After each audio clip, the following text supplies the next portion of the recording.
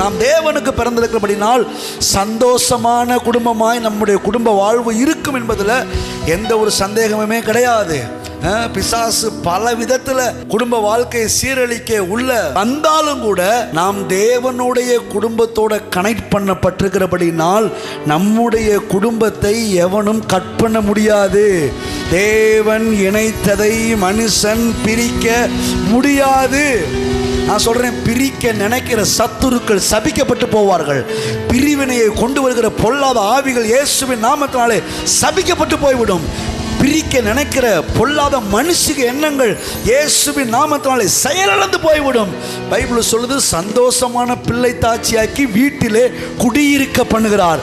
சத்துரு உட்புகுதலும் குடும்பம் ரெண்டாகி குடி ஓடி போகுதலும் இராது. ஹல்லேலூயா.